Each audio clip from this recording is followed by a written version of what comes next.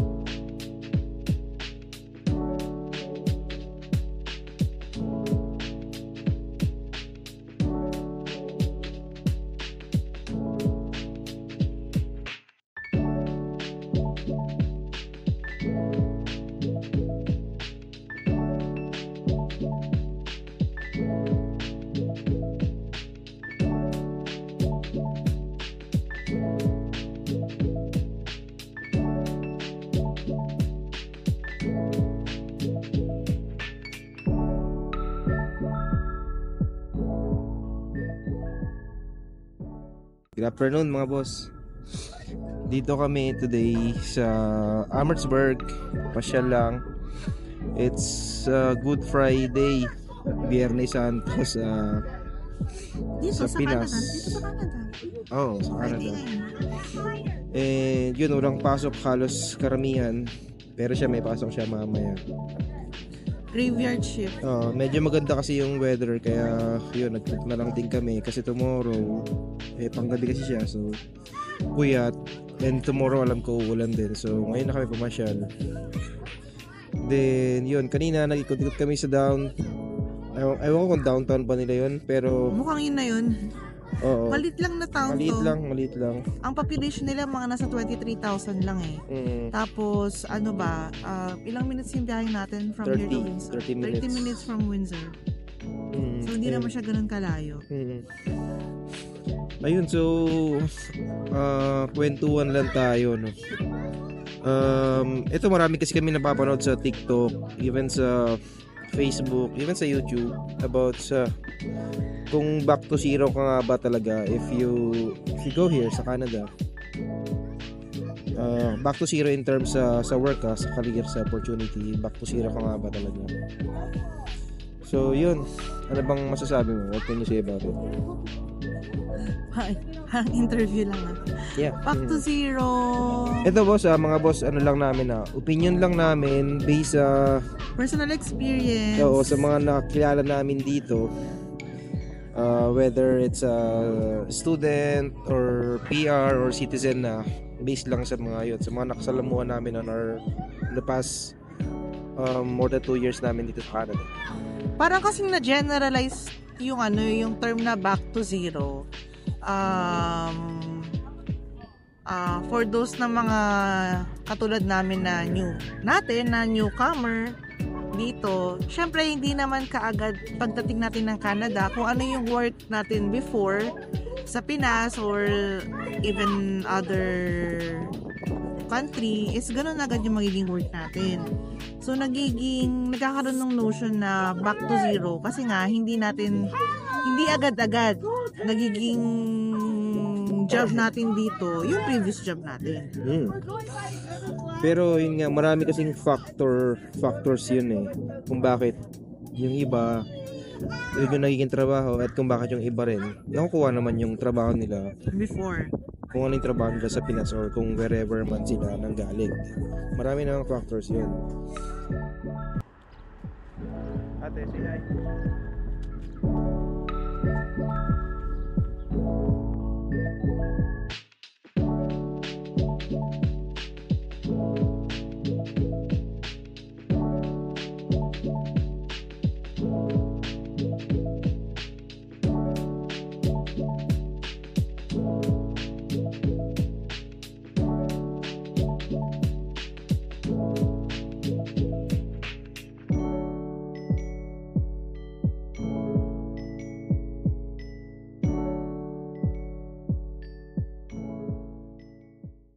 Pinakamalaking ano kasi if you're an international student na dumating dito for temporary foreign worker naman medyo exempted na sila sa ganitong usapin kasi syempre right before pumunta sila dito alam na nila yung trabaho nila, di ba? So like for example if you're a butcher or a welder na pupunta rito, so alam mo na kagad na welder ka na kagad, parang wala na rin yung kung bakusiro ka man or hindi. Marami kasi marami kasi barriers para dun sa international student.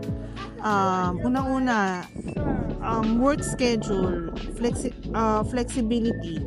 Kasi syempre pinagkasabay mo yung study tsaka yung work mo. And hindi naman lahat ng work is applicable dun sa current na working schedule mo.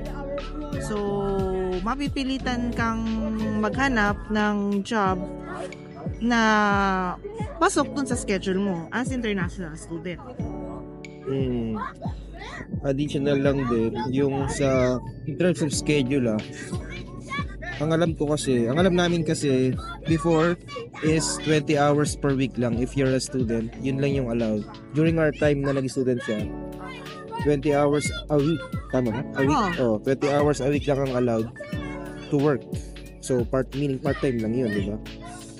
Ngayon, syempre pagkakasyahin mo yun, and other than that, bukod sa pagkakasyahin mo, maghahanap ka talaga ng work na yun lang ang may naibibigay silang schedule.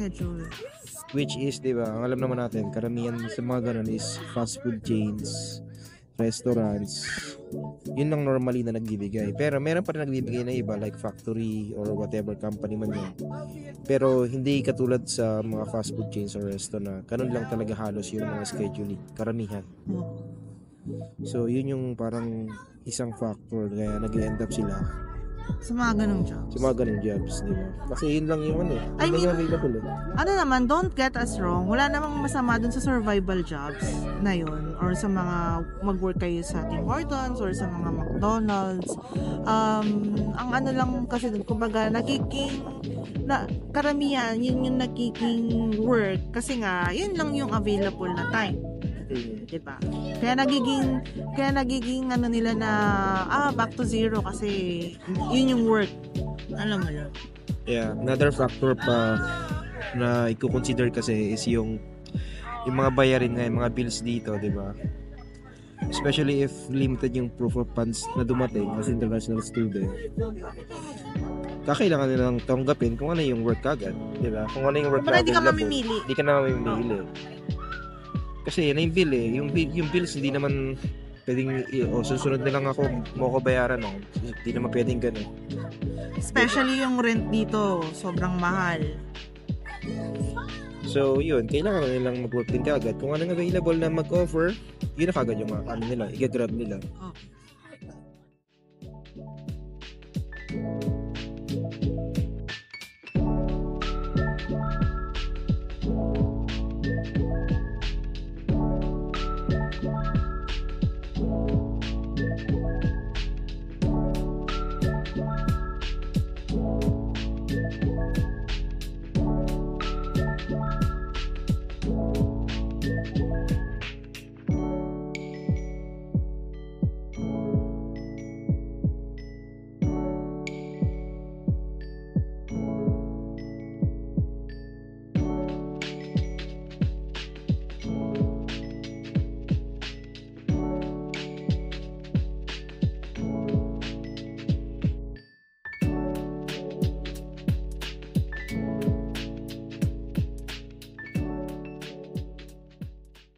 So, another factor din dyan is yung availability ng funds ninyo.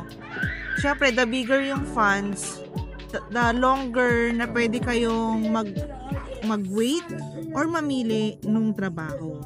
So, syempre, kung kagaya namin, nasaktuhan lang yung funds, kailangan maghanap kagad ng work. Huwag ka ng choosy bells.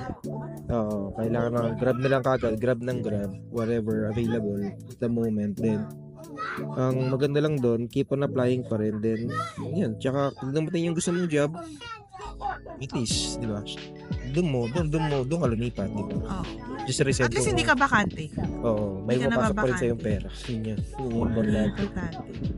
And then, another factor din dun sa mga back to zero is, syempre, kung professional kayo sa Pilipinas or anywhere, hindi kasi agad-agad na nare-recognize ni Canada yung mga professional registration like for doctors, nurses, engineers, accountant, name it. Kailangan nating magpa-register dito and pagdaanan yung nila, yung mga examination and registration process para ma-accredit and maging certified professional dito sa Canada. But that doesn't mean na zero talaga, ha? Kasi like for example, if you're an accountant sa Philippines, pwede ka mag-work as bookkeeper. Diba? Hindi ka naman zero talaga eh. Yung knowledge mo nandun pa rin. May background ka pa rin. Yung background mo nandun pa rin. I-recognize pa rin nila yung experience mo. Yun nga lang, hindi as an accountant. Diba? If you're an engineer, kung sa project management ka, pwede ka mag-project coordinator. Diba? Pwede ka mag-supervisor. Kung superintendent. Kung nurse ka naman, pwede kang mag-caregiver or personal support worker. So, ano pa rin yung background mo? Hindi talaga siya yung zero talaga.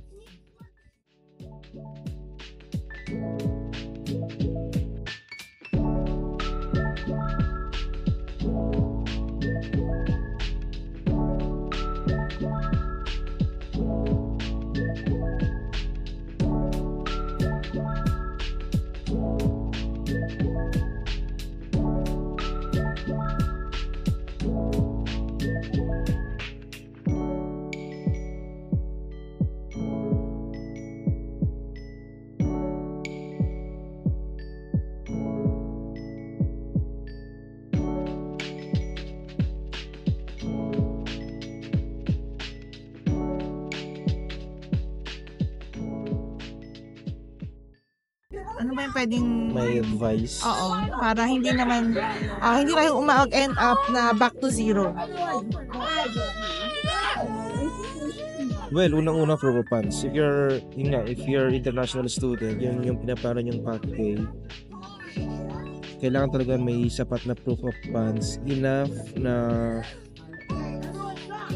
para humaba yung PC nyo ba? Yung, kumbaga yung... Sa paghahanap ng gusto nyong trabaho. But if you're okay lang naman to accept whatever job, okay lang din naman. Wala namang problema doon. As long as mababayaran mo naman yung dapat bayaran. Wala namang problema Choice na kahit naman anong yun. trabaho eh. Wala namang Choice problema. naman yun. So, yun. Mas marami kayong proof of funds, mas hindi kayo magagahol ba? Oo. Share lang namin. May napanood kami before na mag-asawa sila. Parang engineer yung lalaki from Saudi ata sila or anywhere from the Middle East.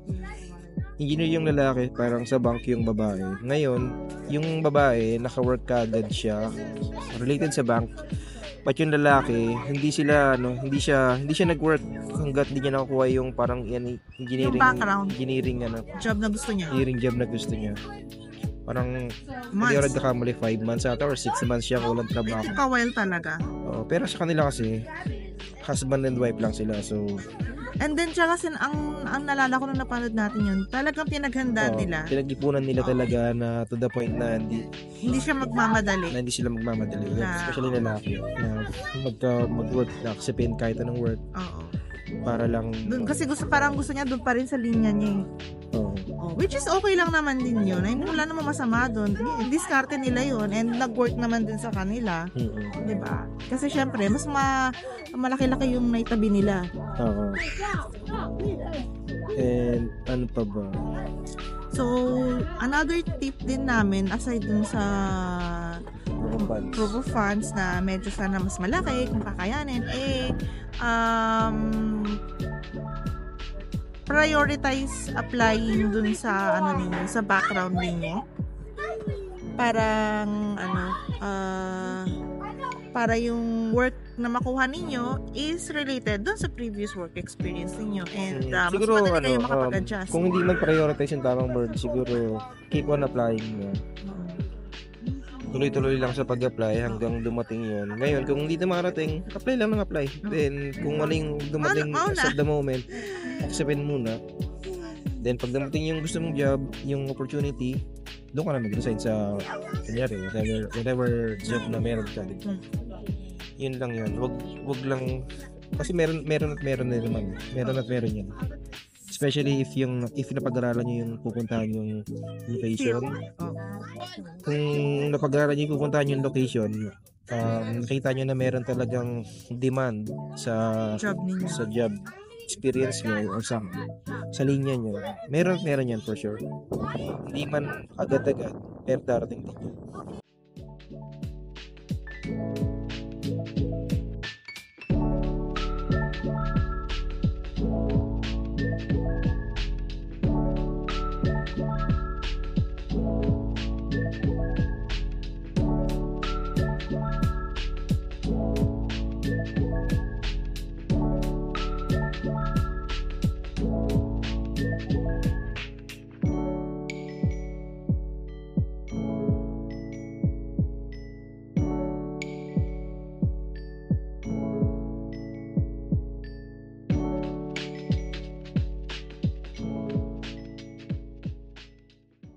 Additional tip natin is yung pwede silang mag-upgrade or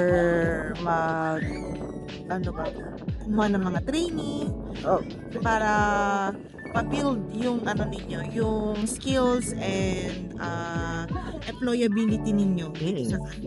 Like, yun nga, if you're an engineer sa Pinas or kung whatever, kuha kayo ng mga project management courses or short courses or Six Sigma na courses or AutoCAD, design, whatever. Yung magpapalaki, papaano ng skills nyo, magpapa-impress sa mga magpapadagdag din. Sa mga employers dito. Yun, I think yun lang. Kung may maisip kayo mga boss, share nyo rin yung experiences dito. Babasahin namin lahat ng comments nyo. Every month magbabasa kami ng comments. Hindi natin na-share. Ano ba yung personal experience mo? Nag-back to zero ka nga ba talaga? Hindi naman kasi yun pa rin sa property management ako, property superintendent sa unang 3 months. Then after 3 months, nakuha ko rin yung PM, property manager pa rin. Then yun yung ginamit naming pathway for PR. Then okay naman. Yun nga yung sinasabi namin, hindi man agad-agad. Pero yun na, take note, meron din mga kababayan tayo na nakukuha rin nila agad-agad. Kung manager sila ron, manager din agad dito. May mga ganun din talaga. Doable yun. Pero yun nga, karamihan is hindi nagiging ganun. But still, parang in right time. Darating din naman lahat. At unless mapunta ka sa sa isang lugar na talagang hindi demand or walang demand yung hindi in demand yung trabaho mo, yung experience mo. Okay, iba kung sa akin. So, natok ako. Ayun, yun lang. Enjoy natin yung weather habang maganda. Ang ganda rin pala dito sa Amitsburg. Maliit lang siyang town, pero malinis. Wala lang masyadong tao dahil holiday. Yeah, wala kaming nakikita pang Pinoy so far. Maingay lang dito kasi nasa may playground kami. Yeah. And habang nagwa-vlog, naglalaro yung mga bata. Ayun na. Naririnig niyo sila. But anyway guys, thank you so much. Yeah, that's it for today mga boss. And yeah, if you have comment, just comment down below and pag-usapan natin. And then tatry din namin next sa mga susunod na vlog. Pasyal kami sa other town near here in Windsor para may idea rin kayo. So iniisip ko, pwede tayo pumunta ng Lakeshore or Yeah, Bell anywhere, siguro River. every week Pag or may every chance, 2 weeks. every other, pag day off ko, Punta at okay kami yung na- weather. Punta kami, picture namin lagi kung ano ng towns para makapasyal din kayo. Oo. Para kumapasyal na lang din kayo. Dito sa Windsor, Essex Yeah, pero if region. mag-move na kami sa Toronto, yun, mas marami-rami tayong papasyalan din. Halos every part. Lalo kung makakuha kami ng schedule na maayos na every weekend Oo. may off kami like before. Mag-update din kami doon sa job hunting drama namin Mm. at sa panibagong house hunting adventure namin when we go back to Toronto. But sa ngayon, kalma muna kami dito sa Windsor and enjoy lang yung mga moments na gaya nito. Alright? So, yun lang. Bye-bye. Bye-bye.